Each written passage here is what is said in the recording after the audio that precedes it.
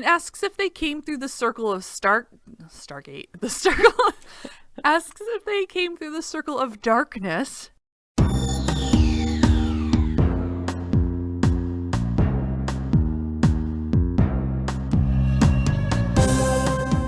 Welcome to Stargatezing, a Stargate gazing podcast. I'm your host, Kathy. And I'm your other host, Mary. And each week we discuss an episode of Stargate, beginning with Stargate SG-1.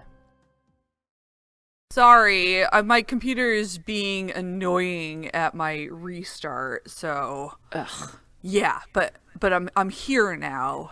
Huzzah! And almost have my notes open. What? I hear the wind blow is your name today. Is it windy? Oh, it's super windy. Oh, it is windy now that I'm looking outside. Thankfully, this apartment is not nearly as loud as some of the places I've lived in, so... Yeah, our walls are super thin, and also things rustle against it. Oh, yeah. So, yeah.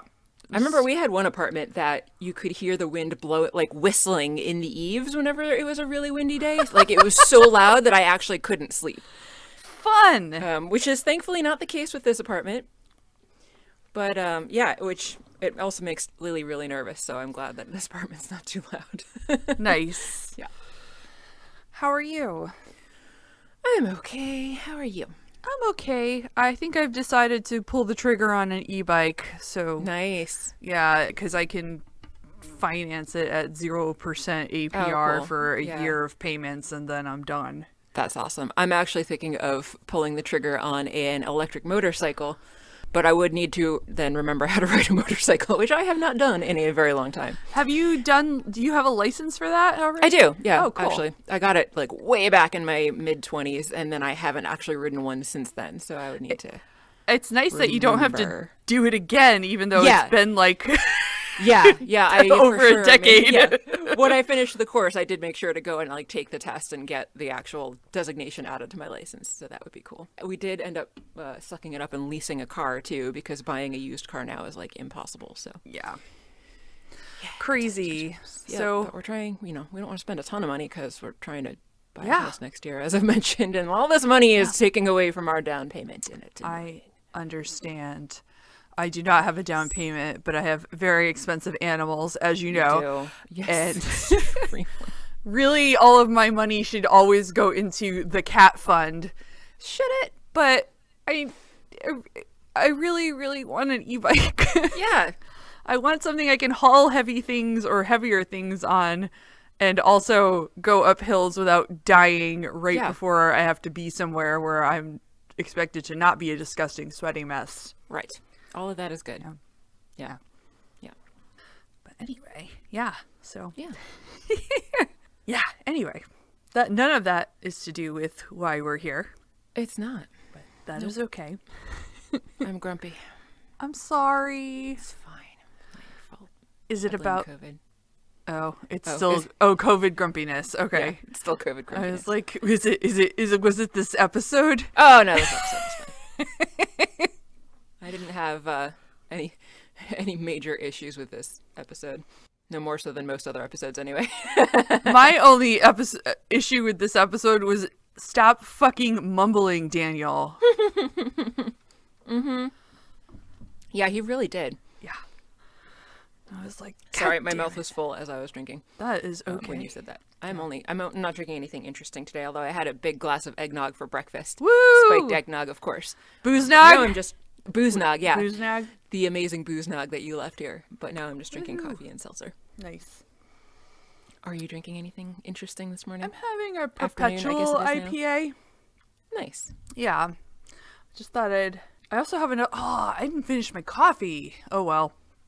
It's still in the coffee pot, which probably won't turn off in the time that we are doing this. So it will still be good after I this. won't take offense if you need to go and get your coffee. Oh no, it's okay. I did have one cup already, so. Right. Yeah, I'm on my second cup. I had to reheat it in the microwave. Rah! But still worth it. My boss at the video store I used to work in used to get Dunkin' Donuts all the time, and he would always microwave his goddamn styrofoam cups full of coffee. And I'm like, I don't think that's okay, dude. Why are you doing this? Yeah, don't do that. Well, I don't think he's died, so I guess it was that's okay. good. I hope he doesn't still do it, although I actually think Dunkin' Donuts finally switched off the styrofoam. They don't use styrofoam anymore, thankfully. Yeah. That took a long time for them to get on board with that. I know, right? Now, if only we could get everyone to stop using all the plastic cups that are used for the cold drinks, then that would be even better. Yeah. Womp womp. Mm-hmm. This is very relevant to Stargate. Yes, it is. And demons. Which is what we are talking about. It is, yes. What episode was this? Season 3, Episode 8 of SG-1, Demons. Ooh. What is a demon? No, I'm just kidding. He does not say that. He seems to know what a demon is supposed to be. Yes. And knows more about the Bible than O'Neill. Yeah. Apparently. He does. Or has read more of it anyway. It sounds like he's read the whole thing. Yeah. I have don't have any not intention either. of reading it from cover to cover. It's a really long thing. Sure is. I've read bits and pieces back when I used to go to church. Yep. Anyway. Yeah, anyway. We start the episode on a new planet. SG-1 steps out of the Stargate, and I noticed that the sploop sound that they make when they come through the gate into the new planet was like especially loud in this episode. Oh. I don't know why. That did not stand out to me, but yeah. It did. Sploop. Jack wondered at all of the trees that were around and talked about how wonderfully green the universe is. Apparently the UAV that they had sent through found a village 11 clicks southwest of here, so they've got a walk ahead of them. Yeah, it's not that bad. Isn't that a kilometer? Yes, so I guess it's like almost 7 miles, but I was like... I mean, it's not as bad as some of the distances they've traveled. Not like the time Teal'c walked back and forth like 40 miles in a day. I think it was even more than that, if you actually added it up. But yeah. But anyway, yeah, it is a distance, yeah. He must have been walking at a good clip, too, to be able to cover that much distance within that much time. But he's Teal'c, so it's okay. Yeah. Anyway, they don't do that this time. No. They find a path. And I was glad to know that there are katydids pervasive throughout the universe, because there were lots of katydid sounds in the background. Although they're usually only heard in the evening, and this was daytime, but whatever. Yeah. Maybe other places that are not New England, they are more active during the day. Maybe. I don't know. They figure that the Stargate must still be in use by someone or something, since there is a well-traveled path between the gate and the village. So they head down the village. There was a cool scene. I thought it was a cool transition where we get a close-up of a bush and a hand pushing down on the leaves so that the bush is no longer covering the view of the camera. And then in the mid-ground, there's a little lizard-like creature making hagfish noises that scampers away. And then we focus on the city beyond that. That was fun.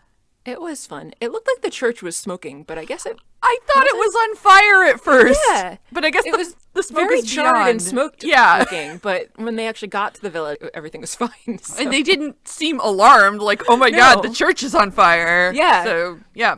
Yeah, so I guess that's all fine. Sam says that the UAV was right. They found the village that they were looking for, exactly where they expected it to be. I don't know why the UAV would be wrong about that, so... I don't know. Maybe they had some calibration issues with them. I don't know. Maybe. So they figure that because there's a church with a cross on it, there must be some Christians living here. And it was Teal'c that came up with this. So I was wondering why he would know this more so than anybody else. But as Kathy and I were talking about before, apparently he's read the Bible, at least significant parts of it, if not the whole thing. Yeah. Sam is surprised because this is the first sign of Christianity that they've found in hundreds of missions on other planets. Daniel figures that they must have been taken from somewhere in medieval Europe through the Antarctic Gate. Why he assumes that, I have no idea, because Christianity has been around for a long time, besides just medieval Europe, and in many places besides medieval Europe, and how would making it through the Antarctic Gate make any sense from medieval Europe? But anyway, those are the questions I have. Those are not the questions that we get answers to. At least we now have an Antarctic Gate to... explain how people long after ancient Egypt ended up elsewhere in the galaxy. True. Yeah, this is true. So we're getting there. We are, yeah. So they want to know which Goa'uld it might have been that took all of these people Daniel goes through the laundry list of the ones that they've run into so far that were primarily the Egyptian ones. And Jack's like, yeah, we know all of those guys. Daniel thinks that if the people were already Christians by the time that they were taken from Earth, then this Goa'uld must be playing God. And how is that different from any other of the Goa'ulds that we have run into so far? I think the only difference is that this god is a present god in the current Earth time. The god with a capital G rather than the lowercase g type of god who has their own individual and more unique name. Yeah. Teal'c doesn't know of any Goa'uld that would have the benevolence, as he says, necessary to be the god that is portrayed in the Bible. And this is when Jack is surprised to learn that Teal'c has read the Bible. And he's like, well, haven't you? It's a significant part of your culture. And Jack says, I'm listening to it on tape. So, don't tell me how it ends. That's that scene. They're making their way to the village. Yeah. Have we gotten to credits yet? No. Yeah. Wow. This was a long opener, I felt. Yeah. Like. Yeah. So they finally make it down to the village itself. Everybody is terrified of SG-1, probably specifically Teal'c with the gold tattoo that he has. But everybody runs away. Daniel says that they're not there to hurt them, but people slam doors in their faces anyway. He continues to try to explain that they're just peaceful travelers, but Jack's like, yeah, they're not buying that. He muttered that anyway. Yeah. We're peaceful. Okay. So they find some stone pedestal with symbols and writing on it, and Jack asks if it's English. Shouldn't you be able to tell, though? Because there were clearly some English words in there. Yeah. I was like, Jack, maybe he only listens to the Bible on tape because he has not learned to read the English. That is entirely possible. Yeah. So Daniel specifies that, yes, this is Middle English, pre-Chaucer. He reads the passage out loud. It's essentially just a prayer of some sort for suffering souls. Then they find a lady who is chained to a post in the middle of the village. And then we get credits. Yay. Yeah. So, Middle English pre-Chaucer. Oh, yes. I just briefly looked at this because I was just curious because at some other point, too, in the episode, Daniel makes mention of them having had to transport these people here over 1,000 years ago. Yeah, I noticed that. So I was just looking at dates. Middle English was the English that came out of the blending of the Norman culture after the conquest of 1066 with the Old English.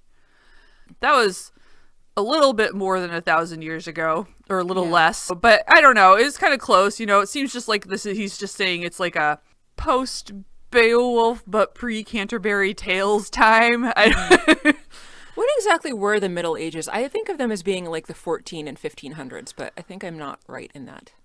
I don't know the dates either, but I thought, yeah, let's see. I am Googling right now, you guys. I'm judging you for it. Yeah. I never Google anything in the middle of an episode. I do that all the time. I know. The Wikipedia says it lasted approximately from the 5th century to the 15th century. So, oh, okay. So I wasn't completely off. It was just way longer than I thought. Yeah. Okay.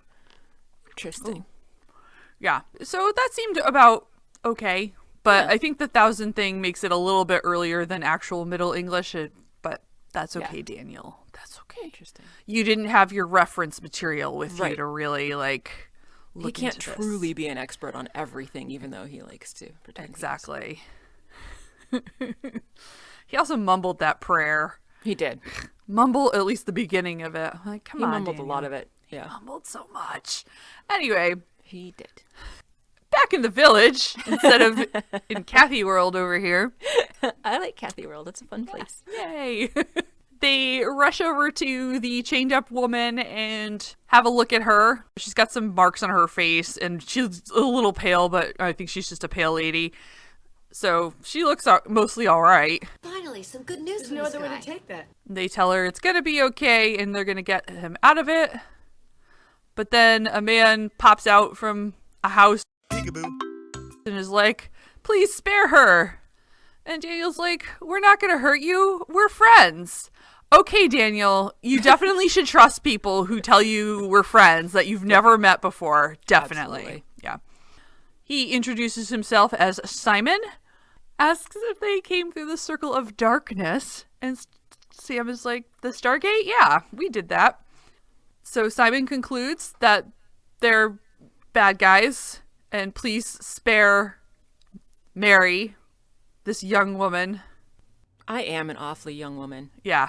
Yeah. I actually thought it was you the entire time. Also pale. Like, in my personal experience, all Marys are very pale. So, yeah, this was totally me. I don't think Mary was that pale. We probably can't leave that in, but... No, I don't think she was either. But, okay, so fine. In my sample size of 3, this actress whose real name is probably not Mary, another Mary we went to high school with, and me, at least 2 of us are pale. Still a good percentage. Yeah. Well past the majority. Yeah. So Simon's like, don't sacrifice her. And Jack's like, whoa, what are you talking about? Sacrifice? Simon elaborates that not really, he doesn't explain anything, but he's like, if you leave her behind, the village canon will choose another person. Daniel realizes Simon thinks they're demons. And then he kind of mutters to O'Neill, he thinks we're demons. Which he probably heard the first time. Right. Jack tells Simon, no, we're not demons. We're human. Like you. From Earth. Also like you. Mm-hmm. Daniel asks if there are other demons that come through the Stargate.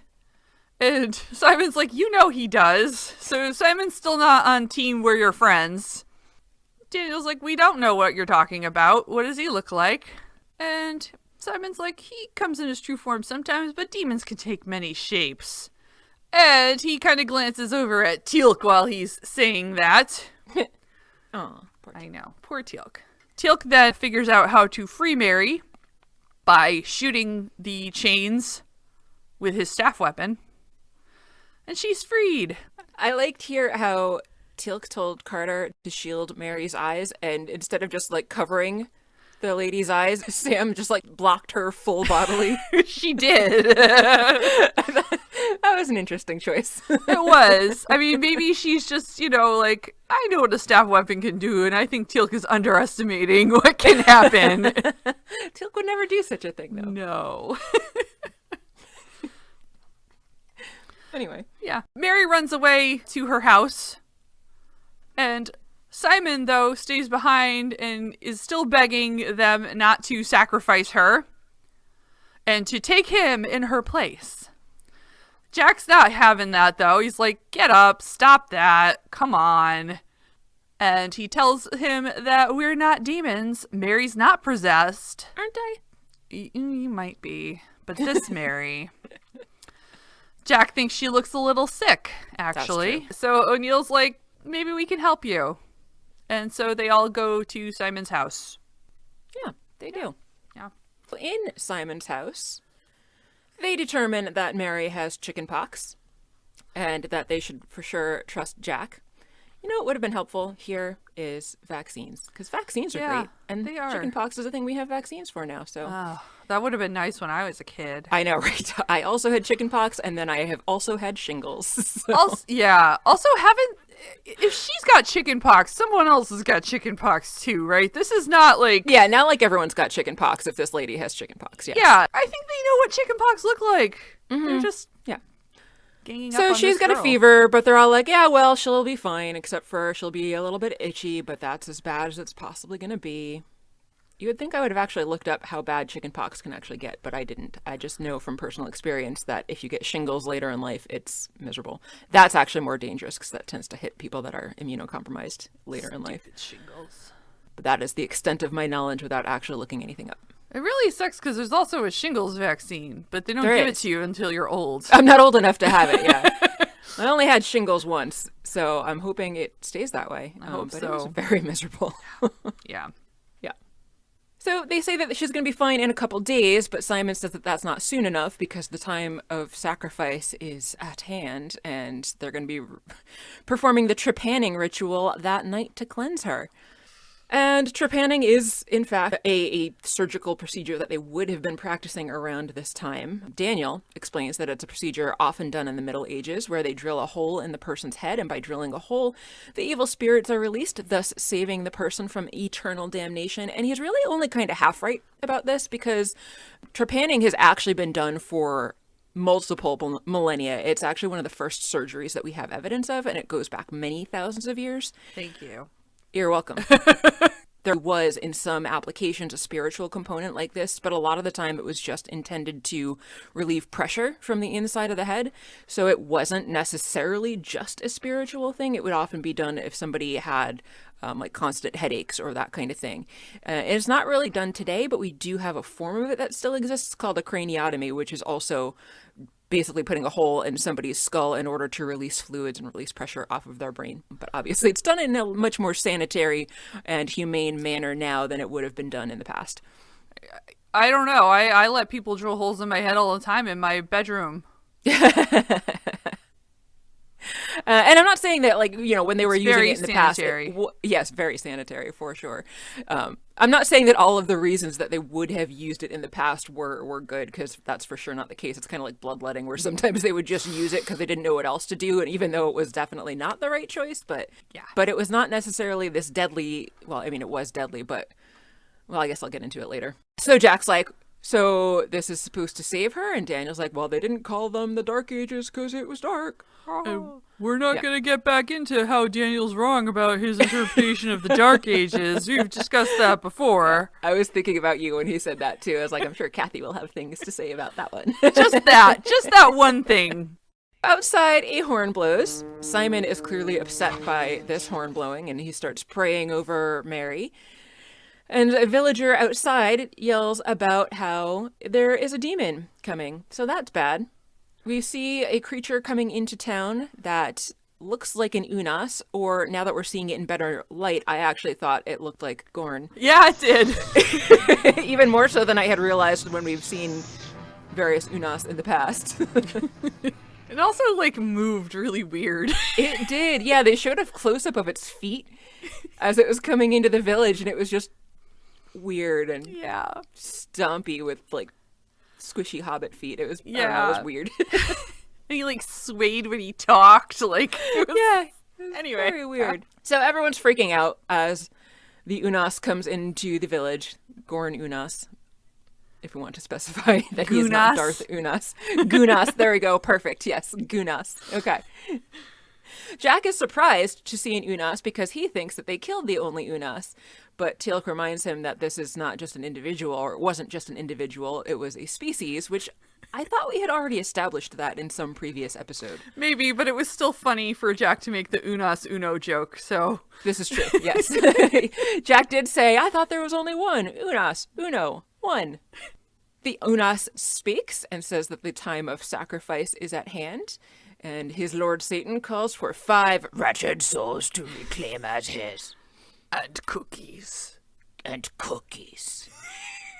Yeah. But suddenly, Teal'c realizes that it must be Sokar that is sending this guy. How he figured that out, I don't know, but that's what they go with for the rest of the episode. Well, I think it's because Sokar is Satan.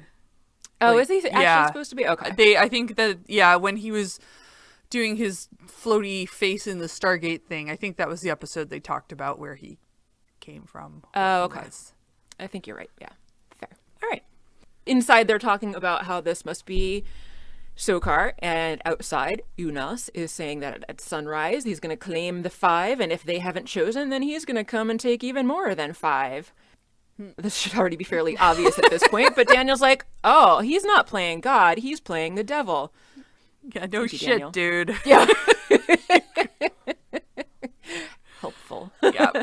Simon's inside doing something, but I can't remember what. The time is at hand for something inside his house. The trepanning thing, maybe? The trepanning, maybe, or just more praying? I don't really know. I don't know. He's doing stuff while, Pray panning? Who knows? Pray panning, yeah. Pray panning. So I don't know. He pulled out something, and he's like, oh my god, Cannon's coming soon. And O'Neill's trying to get through to him to show him that the Unas is not, in fact, the devil. He tells him that it's an Unas. Simon's not listening to him. He's like, the time of sacrifice has been declared. Ah! And Jack's like, Simon! So he then pays attention to O'Neill a little bit. And Jack's like, we've seen this before. It's not a demon. It's demon-esque. Sure. But it's just an ugly creature. It's a Gunas. Yes, a Gunas. Daniel mutters to Jack, who's inhabited by a ghoul that gives it strength, intelligence, and the ability to regenerate. So Jack agrees, yes.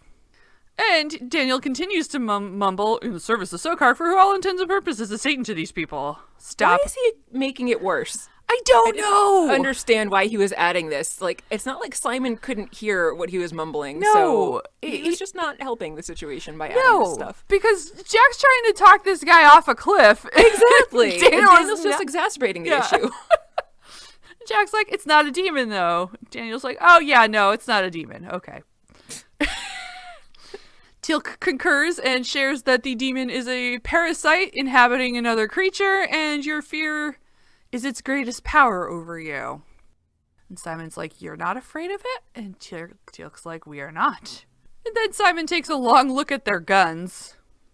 For some reason. How do you even know what a gun is? I don't know, but he, like, I guess he must have seen them at least Teal'c used the staff weapon, but I'm not sure about, like, staring at... Yeah, that would make more sense to me, but he was, like, specifically, pointedly staring at their guns as if he realized they were weapons, and they haven't fired them in their presence, and I don't know how he would just assume that they're weapons. Anyway. Who knows? Anyway, this seems to have convinced him maybe, perhaps, God has sent you. Perhaps you are the answer to our prayers. All my life I've asked God to deliver us from this evil. Jack says, so what did the lizard say? He'd be back at sunrise? And Teal'c's like, we gonna fight, O'Neill? And Jack's like, sure, why not? Teal'c's like, and Unas is difficult to destroy. And Jack's like, a couple shots with a staff. We own him.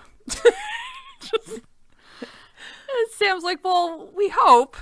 Thor's hammer killed the last one.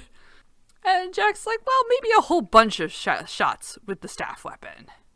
Why not use a Zat gun, since they seem to be pretty much straight up across the board living, non-living things. You shoot them 3 times and they're gone. I don't know. Did they bring the Zats with them? I don't know. Who knows? They generally do. I don't know if they did here. Maybe not. It's true. Jack also asks Daniel how long these people have been living like this. And Daniel's like, without proper reference, can't be sure. And Jack's like, 1,000 years? And Daniel says at least. Okay. I'm only saying that because it's not really important, but we were talking about it earlier. Yeah, we were already talking about the fact that that's maybe not accurate. Yeah, so Jack decides that it's long enough to be living in terror. They need to do something about it. And Teal'c points out that Sokar will seek vengeance. And Jack says, but yeah, we'll just have them bury the Stargate. Daniel's like, but they have ships. And Jack's like, ships? Why is he surprised by that? No. You know they have ships. They've been to Earth in ships. Yeah. Sam thinks that this planet is years away from any known Gould homeworld, even with the fastest ships. So maybe they're okay. Their 4 fastest ships? I've got my country's 500th anniversary to plan, my wedding to arrange, my wife to murder, and Gilda to frame for it. I'm swamped. Jack asks Simon's consent to get involved. And Simon's like, are we not in God's hands? Which, I don't know. That doesn't sound like a yes. It's not a no. So, it's probably a yes. Yeah. Only yes means yes. And then we hear a church bell, and Simon says the cannon has returned. Why is he called the cannon? I don't know. I didn't look into that at all. Me neither. I don't remember enough about being a Christian to have any idea. No. Anyway, I was delighted by this next scene because one of them has a dog, and this is the first time we have seen an off-Earth puppy, and I was so happy, and what a good puppy it was. Ooh. Just a cute-looking dog. Yay. So yes, the cannon has come back with some guards and a puppy. Simon says that the cannon is going to choose the people for sacrifice tonight. Jack wants to know why he gets to choose, and Simon says it's because he's the spiritual leader, so he's the one who gets to determine whose souls are already possessed with evil. Some randos point out SG1 to the cannon, so he goes up to talk to them, and when we get a close-up of his face, I've noticed that he's got some major squishy Mayborn vibes. You're right. He asks if they came through the circle of darkness, and Jack's like, yeah, something like that. They introduce themselves, and the cannon is very angry at Simon at this point for letting them into his house.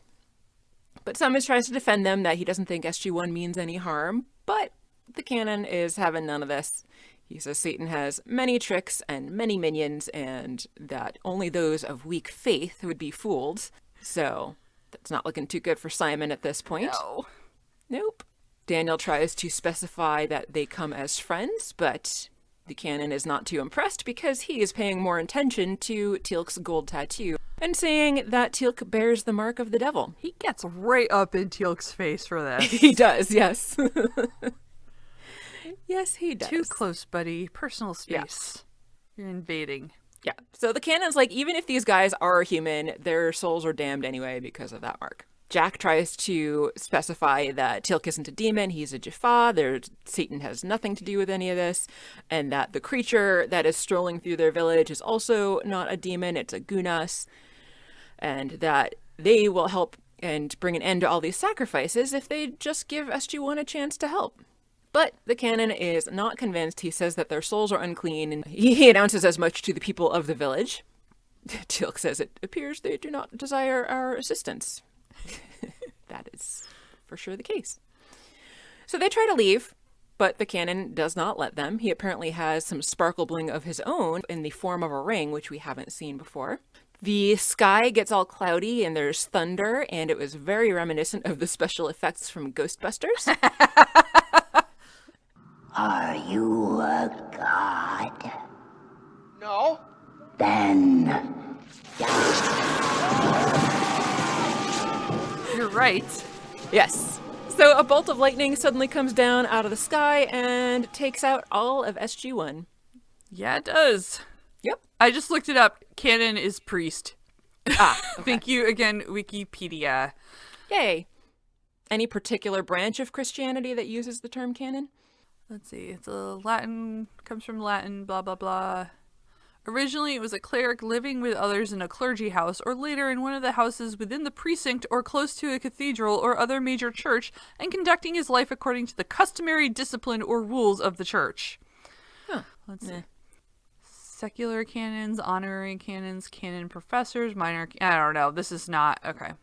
Not They specific. talk about Latin Church, Church of England. I don't know. So, All right. multiple, maybe. Probably multiple. Sects, yeah. branches. Yeah. Okay. Back to this canon, or actually... Yes. Actually, we're not with the canon at the moment. We're in a cell covered in straw.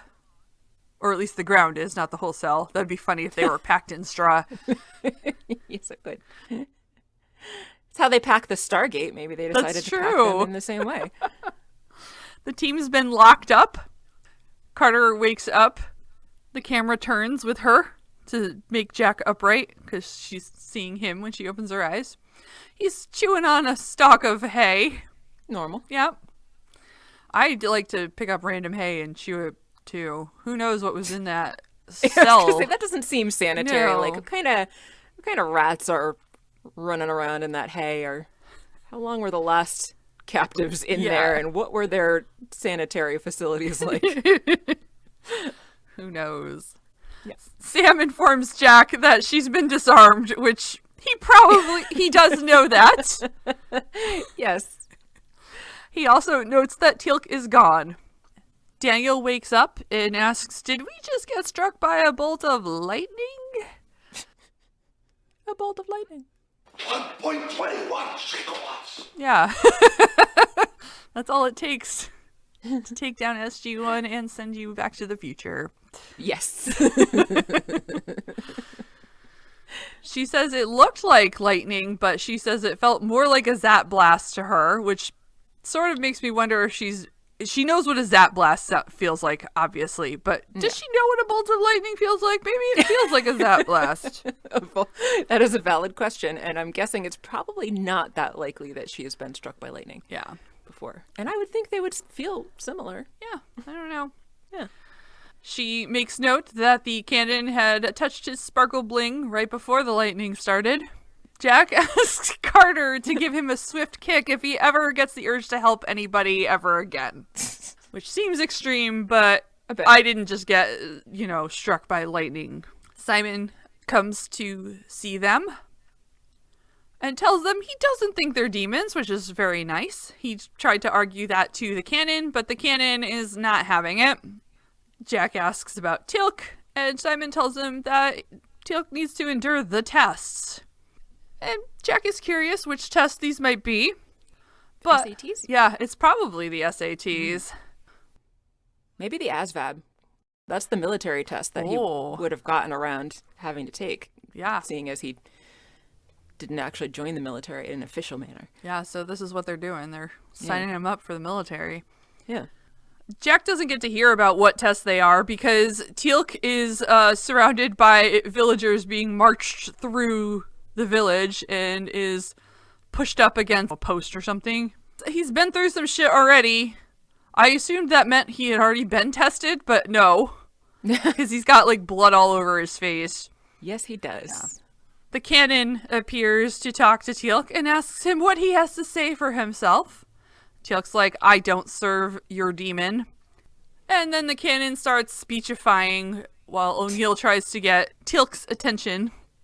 But Simon tells Jack that he needs to shut up or they're going to kill Teal'c. Which, that seems extreme. Yes. But hey. The cannon finishes his speech about seeking out spirits and punishing them, blah, blah, blah.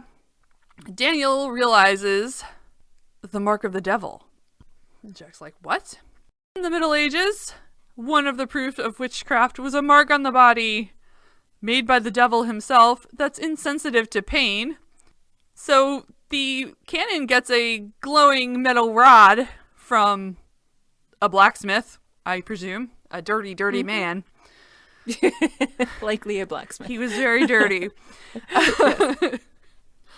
And the cannon goes over to Teal'c and presses that hot rod right against Teal'c's tattoo. And Teal'c doesn't do anything. And the team seems pretty sad that Teal'c doesn't, feign pain or something. But right? Also, I had issues with this because, you can definitely see his tattoo is not, a solid metal plate. It is carved gold with, patches of skin in between the gold. So it should have been excruciatingly painful. Even if you wanted to say that, maybe the nerve endings in his skin got killed off in the tattoo process. The gold should still be melting and running down his face at this point. And also, there would still be nerve endings in his bones and his muscles underneath the skin on his forehead. So, regardless of whether or not he had lost feeling in the skin around that area, this should still be a horribly painful process with the tattoo getting destroyed as well. Maybe Teal'c felt it, but he's too stoic to show it. Could but be. Didn't but realize. There was not even a scar or anything left behind true. After, though. It wasn't even, it was not and even. And there was no melted gold. Maybe the gold wasn't pure gold. Maybe it's mixed with something that melts at a much higher temperature. Oh, yeah. I hadn't thought about that, but yeah, you could be right. I'm always right. Some weird Naquita gold combination. Gaquita. Something. No. Yes, Gaquita. or Nold. I'm going to stop. I like both of those. I'm not sure which one I like better. They're both great. Stop meshing words. Why? Yeah. Portmanteaus are fun. Yes. So since Teal'c doesn't react, though, yes, it's given as proof that he is, in fact, an evil demon person. And Daniel says that's not good. And he's right. Yeah, thanks for clarifying that. So they make their way out to a lake. There's a hard cut. It's so weird. And then we're back at the lake again. Teal'c is led out towards the edge of the lake, and he's got a big rock chained around his leg. The cannon is speaking some biblical lines or something. Daniel explains to the rest of the team that this is the water test, and it was a common practice in the Middle Ages. It was also practiced later than the Middle Ages, in fact. And they really should have just had a duck and giant scales. Exactly. Yeah. Absolutely. Yeah. So basically, long story short, they're going to throw Teal'c in the water, and if he weighs the same as a duck, then he's a witch. Or if he sinks, he's innocent, and if he doesn't sink, then he is guilty. But either way, he's going to die. Yay. Yeah. So they toss a hood over Teal'c's head. The cannon continues to pray over him. They shove him into the water, and he falls oddly stiffly, like head first, into the lake. Obviously, SG-1 are flipping out at this point, and they are very angry and incensed, but nobody cares. So they're just watching. Bubbles are rising from the water, and we get a pretty cool view of the people, the priest and his guards, standing on the surface, but then the smooth mirror-like surface of the lake reflecting them. It was pretty cool, but I was not convinced that somebody had just fallen into the lake, given how smooth the lake surface was looking. And then we see another view of Bubbles coming up as Teal'c is supposedly drowning. Bubbles. Bubbles, my bubbles. Teal'c does not resurface, so the canon says that God's will has been done. How would this be God's will being done, though, if he drowned? Because if he drowned, that meant that he wasn't guilty. Yeah, I don't know. Well, God wanted him to die, obviously. Apparently, yes. Yep. Oh, good grief. Yeah. So, they all leave. Yeah. Yeah. But somebody went and retrieved Teal'c. Yeah. And how did they do that? They didn't have scuba diving back Don't then. know. And also, why would they bother? Good questions all. Yeah. Regardless, they have retrieved Teal'c from the lake. And later that night, they've laid him out. He's all dry already, too, so... Yeah. Nice. I don't know. And there's a bunch of women praying over him. The rest of the team is still in a cell, and they're just looking on. Did you notice the background chanting that happens like throughout this entire episode? Kind of. Which is weird. But it was especially prominent in this scene. And it wasn't like the people that were praying over Teal'c were the ones chanting. It was just like music with people chanting throughout the episode. I did. I just, didn't think about it. Yeah. The canon helpfully informs them that Teal'c's soul is clean. So if you'd like, he can be given a Christian burial. That makes it all better. Yep. He also tells them that they are free to go, although they have to stay in their chains until they get through the Stargate to whatever dark place they reside, and they should never return. And Jack's like, yeah, because, if I did, I'd kill you, right? But, you could just touch your sparkle bling again, and we'd all be struck down. And the canon's like, ah, yes, my bling. It's been handed down through generations of village canons who came before me. Daniel's like, and that's how you maintain power. And the canon says, I do the best I can to abide by God's will, and sacrifices must be made, because the demon is real and could destroy us, right? Daniel doesn't really answer, but he's not wrong. The canon continues to justify his somewhat monstrous behavior by saying that the sacrifices allow the people to survive for generations. Just as the wheat is separated from the chaff, the unclean souls among us must be taken away through the circle of darkness forever. Forever. Forever. Forever. Jack's like, you decide. And the canon's like, hell yeah, I do. Now go away. The canon has taken on a real Godfather vibe during this scene, the way that he's speaking. Yeah. I don't know if you noticed that, but it's weird. Yeah, a little bit. Yeah. The canon leaves. He tells them to go thy way and trouble me no more, though, specifically, Yes. which I thought was a great line, and I want to start using that whenever people are pissing me off. That's fair, yeah. Should definitely do that. Yeah. Simon comes up, and O'Neill says, your village canon has an awfully interesting way of tending to the flock. And Simon's like, don't talk about this. Because you can't say anything bad against the canon, basically. Nope. Daniel continues, though. He's like, he maintains power by controlling who gets sacrificed and who doesn't. Claude's our master. Claude chooses who will go and who will stay. This is ludicrous. And Simon's like, no, really, shut up. I've asked for this dispensation for you, and he has granted it. He lets them out, and they head over to Teal'c, and Jack asks for their gear, and Simon's like, if I bring it, can you help us? Jack's like, what now? Help you? Sam says, just bury your Stargate after we gone. That'll stop the Unas. And Simon says he can't do that because he's not allowed to go near it or look at it. That's unfortunate. Quite. An old dude, villager, calls for Simon that they're ready. And Simon says he's on his way. What, you might ask, as Daniel does.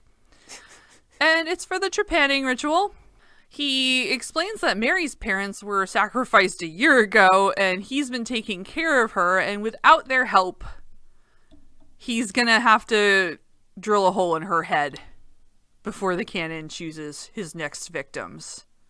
Daniel says, you can't do that, you're gonna kill her. Simon's like, I have no choice, and it's better that she die with us than at the hands of the devil himself. Daniel appeals to Jack. Jack says no. But Daniel is like, we can't condemn this girl because one dude is an asshole. Teal'c will have died for nothing if nothing good comes from this. So, okay. Daniel's on team, let's do stuff. Jack was on till they made him angry. Right. Later on in Simon's house, they are preparing for the ritual.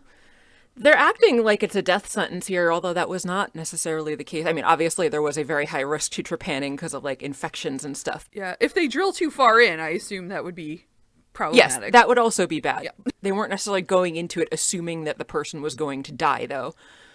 Otherwise, it wouldn't have been continued to be practiced for thousands of years if it was never successful, or at the very least, if it was never, like, benign or... Anyway. Yeah. Outside, Daniel tells SG-1 to start back without him, but he wants to go and see about the girl getting a hole drilled in her head. So he heads to Simon's house, tells Simon to wait, and Simon puts down his little drill, his little hand drill, which doesn't actually like have anything serrated on the end. It's mostly just a spike. Yep. We see when he shoves it down into a block of wood. So that would not really be all that effective at drilling. Maybe that's why they die, because it's not a very good drill. Yeah, maybe because they didn't really have a way to drill with it so much as just hammer it into the person's head, and that would for sure be deadly. So yeah, good point. They convince Simon that if he does not drill a hole in Mary's head, they will take both Mary and Simon with them to a place where there are no demons. So that seemed to be good enough to convince Simon to stop the ritual. Yeah. Yep. Good idea. Yeah. Outside, we see the women rubbing Teal'c down and covering him with a death shroud. Yep. Yeah. Christopher Judge has got a pretty good deal in this episode. Yeah. Because he just gets to lay there for most of it. Yeah. And maybe it's soothing to have people rub your arms and... I would think, yeah, like a little massage. Probably feels pretty nice. Yeah. Inside Simon's house, Sam has telling them that Mary's fever is gone, and Mary says she is feeling better. And have you released that which possessed me? And Sam's like, no, you got all better by yourself. There was no demon. And Jack asks, can you get us out of these chains? Jack asks keys to the other dude who's standing there. Out again with Teal'c. The women are still praying, but then Teal'c sits right up, apparently not dead, and the women run and scream, and it was hilarious. It really was. Like, the running and screaming was comical. It probably shouldn't have been, but it was really funny. But it was. Yeah. Teal'c's alive! The team comes running out to find Teal'c is indeed alive. Daniel's reaction to that is actually, Teal'c, you're alive. He sounds surprisingly ambivalent about that. Like, Sam and Jack are both, like, completely thrilled. Yeah. And Daniel's just like, oh. It's like, You're maybe not he dead. was a demon after all. Yeah. Jack kneels down in front of Teal'c and yells at his stomach, way to go, Junior! Teal'c says that his symbiote sustained him, and when he realized what was going to happen, he put himself into a really deep state of Kelnarim, which helped him to reduce his need for oxygen.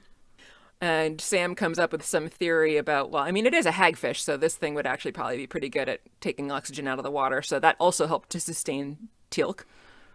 Woo! Yeah.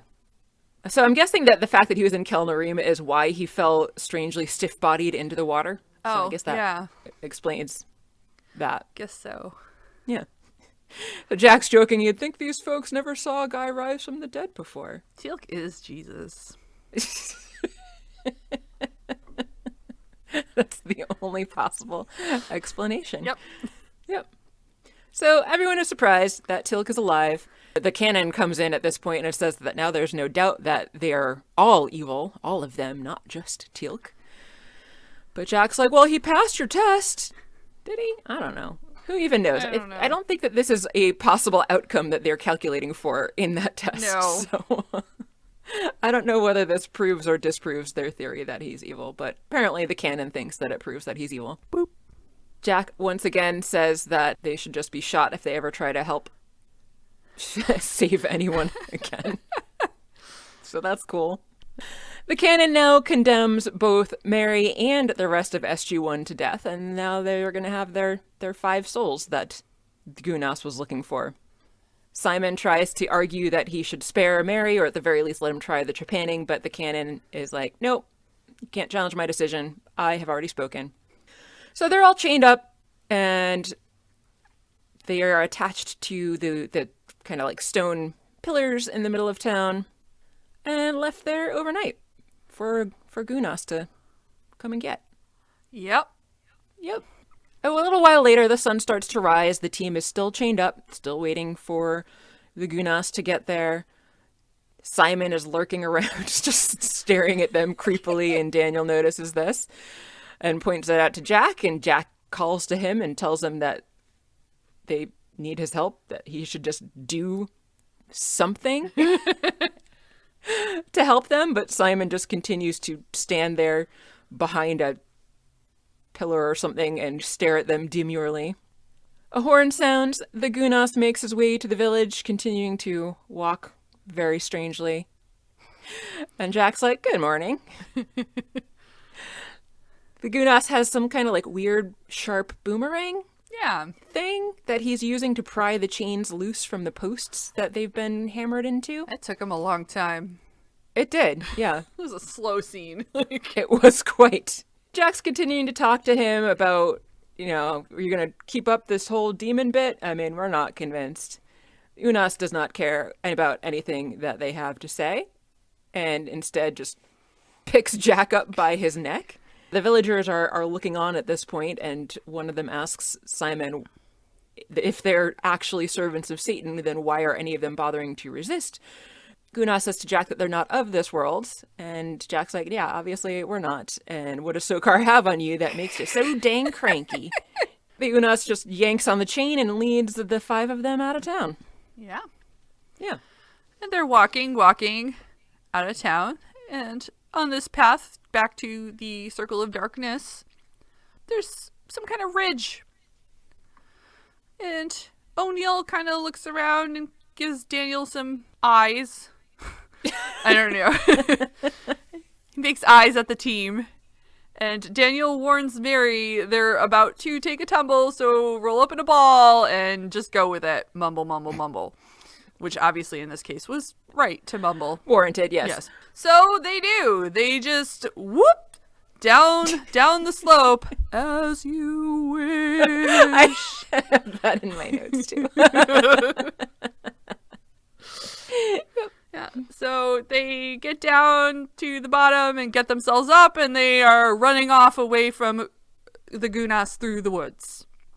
Back in the village, the canon is getting very angry at Simon, talking about how he's always been so quick to ask questions and that weakness is going to be his doom. That reminded me of my thesis advisor who used to get mad at me for asking him questions. You're literally a graduate The whole student. point of being a graduate student is to ask questions and learn things, but That guy was the worst. He really was. Unless he's a fan of this podcast, in which case, It's cool, dude. We're good. I doubt it. I very much doubt that. Even if he liked Stargate, he probably would not listen to it if he knew I had anything to do with it. The canon tells Simon that if he persists in trying to argue and ask questions, that he's not going to be able to defend Simon when the next sacrifice is called. Yeah. Yeah. Elsewhere, the team's running through the woods, but unfortunately, the Gunas is also very quicker than 5 people chained together running through the woods. And he steps on the end of their chain. Simon has apparently left the village and found them, and also had time to grab the team's weapons. I don't know how long it was. Maybe they had plenty of time. And how far they were. Like, they have a lot of gear, as we saw. Like a few episodes back, they have like 3 totes worth of gear. And he didn't have any totes, but was still managing to carry everything. Yeah. But Simon's there. He tells the Gunas to leave them alone. And the Gunas is like, you challenge me. And O'Neill's like, shoot him! And shoot him. Yeah. And Gunas is like, you're gonna join them in hell. And then he puts the end of their chains into a tree so they can't go anywhere. And then he I think he starts heading towards Simon. And O'Neill continues to urge Simon to shoot him. And eventually Simon gets the staff weapon up and shoots him once. And there's a lot of green blood gushing from his wound. Glowy green blood. Glowy green blood. There's the juice.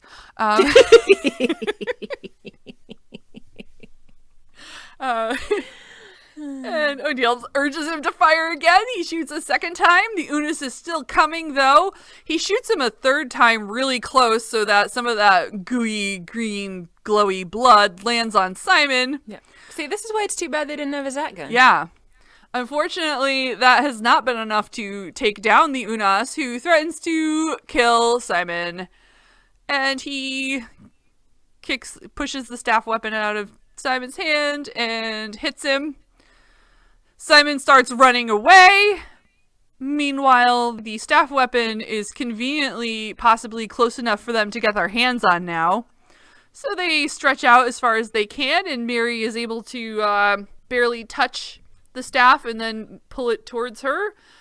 They're only barely anchored to that tree, though, with like the sharp boomerang thing. You would think if all 5 of them worked together, they should be able to pretty easily just yank on it and dislodge the thing from the tree. I would have thought that too, but here we are. She gets the staff weapon, and Teal'c shoots them off the tree. Elsewhere in the woods, the Unas is still trying to track down Simon, who is running away as quickly as Simon can manage. Back with the team, Teal'c is continuing to shoot the chains. They can't get the cuffs off, but they can at least unhook the chains from the shackles that are on their wrists. And they all take off looking for the Gunas and for Simon. Simon runs into a clearing, and the cannon is there. So where did he come from? Yeah, right? Who knows? Simon warns the cannon that the demon is coming and asks to be released. And they look up as the Gunas approaches them. Simon, being a good guy that he is, tries to bodily protect the cannon, putting himself between the cannon and the Gunas. Good dude. Yeah. Teal'c and O'Neill, they're running through the woods trying to find the Unas and Simon. Back with Simon, the Unas is telling him, your god has abandoned you. Cookie. Yeah. And Simon says, no, my god is with me always. Then the Unas hits him and turns to the cannon. Uh-oh. Whoop. Cookies. No, some cookies. Teal'c and O'Neill finally catch up with Simon, the Unas, and the cannon. And it seems that the Unas has died. The cannon is hanging out by Simon, who's still unconscious. Teal'c checks to make sure the Unas is actually dead, and O'Neill makes sure that Simon's alive. And he tells the cannon that he is, asks what happened, and the cannon's like, Simon stood before me like David before Goliath. And then the demon threw him aside and he fell. It was a miracle. Yeah. Teal'c concludes these wounds were too severe for the gold to heal him. And O'Neill says to the cannon, so none a demon. A demon, yes. The cannon's like totally had a change of heart. He's like, yeah, you've opened my eyes. Bless you. Then O'Neill asks for the ring, and the cannon's like, yeah, sure. And I was like, what? Yeah, Why? that was my reaction too. Why would he give that up so readily? Yeah. Simon wakes up and figures out he's alive. That's what I say every time I wake up. I'm alive. Yeah. I have a coworker who, when I ask how he's doing, is always like, well, I'm not under the ground yet, or something like that. Ooh, I'm like, wow, dude. Quite the optimist. I know. I'm like, okay, man. Anyway. Is he okay? I don't know. I worry sometimes.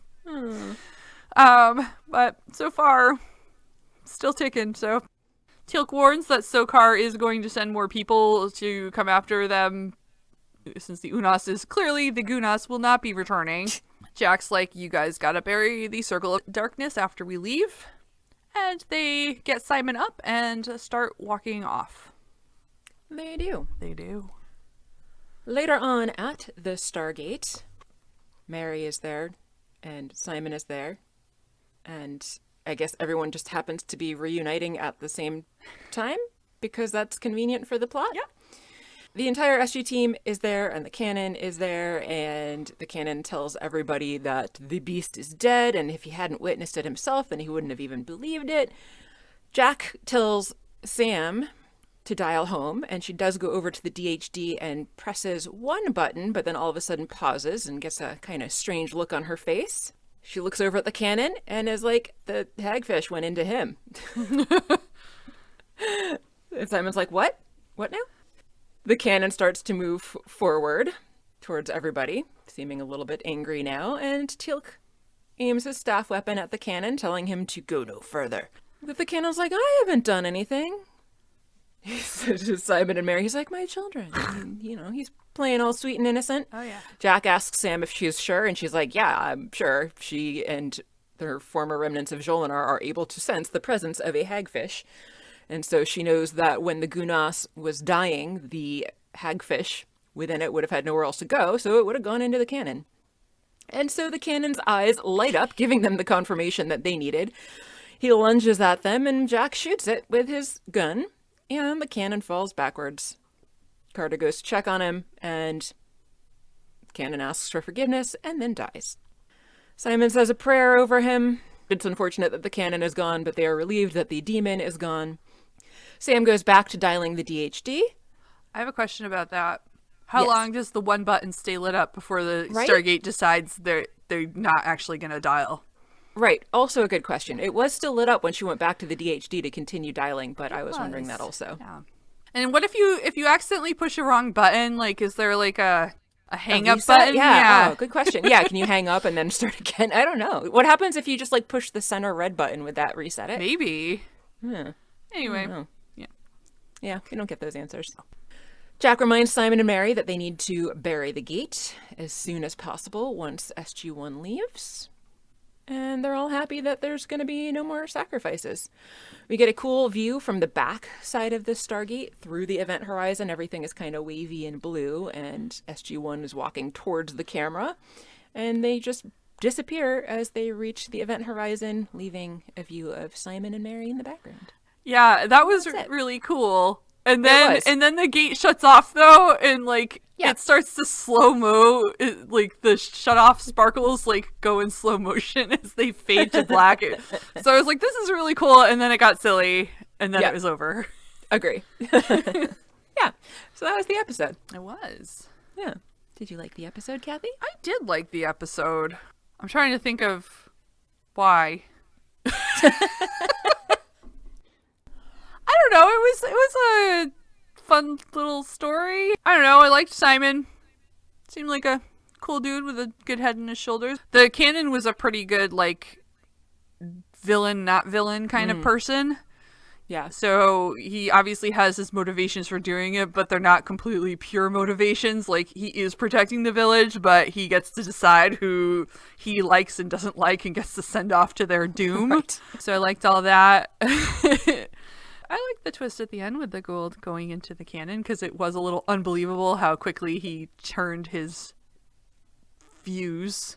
Yes, agree. And- And I wasn't really expecting that either. I Yeah. didn't remember that was how this ended. So I enjoyed it. A little too much mumbling from Daniel, but otherwise, solid episode. Had some fun shots, and yeah. Yeah. How about you? I did like the episode. I don't even think that it's necessarily anything specific to the episode or the characters in it or like how it was written, so much as a lot of it reminded me of other things that amuse me, like The Princess Bride and Monty Python and the Holy Grail. Yep. So I feel like I enjoyed it more for the other things that I like that it reminded me of, rather than for any quality of the episode Yeah. that it inherently had itself. Very true. I agree with that. Yeah. Good point. Yeah, thanks. Because I definitely, had both of those things in my head like the whole time. What are we watching next? I'm gonna find out. Hold on. Getting there. We're getting slowly but surely. We will get there. Okay. Next, we will be watching Stargate SG-1, Season 3, Episode 9, Rules of Engagement. SG-1 finds a group of SG soldiers battling a Jaffa army. Believing the soldiers to be the team SG-11, I said that a little bit backwards, it's be the SG-11 team, O'Neill and the others provide assistance. That is from our friends at Netflix. Sounds uninteresting. Indeed. The booklet says, SG-1 lands in the middle of a blazing battle between Stargate soldiers and a Jaffa army. Believing the soldiers to be the missing in action SG-11 team, O'Neill and the others provide assistance until the mystery team turns its weapons on SG-1. So pretty much the same, similar anyway. Yeah. I think I actually do remember this episode. I think I do as well. Yeah. Yeah. And that's all I'm going to say about that. Yeah. I don't remember if I liked it or not, but I'm pretty sure I remember it, in which case there's a lot more to it than the descriptions Yes. have told us. Agreed. As always, thank you for listening. If you haven't already done so, please make sure that you subscribe to us so that you get our episodes when they come out every Monday. And you can find us on YouTube as well if you prefer to listen to us via that route. Reviews and likes are very much appreciated since they help others to find the podcast, and word of mouth is great for that as well. If you'd like to get in touch with us, you can email us at stargatezing@gmail.com. You can also find us on Twitter and Instagram. We're at Stargatezing at both of those. If you're feeling generous and want to help support the show, you can join us at patreon.com/stargatezing. And you can also check out our website at stargatezing.space. I'm Mary. I'm Kathy. And you've been listening to Stargatezing, the end. The end.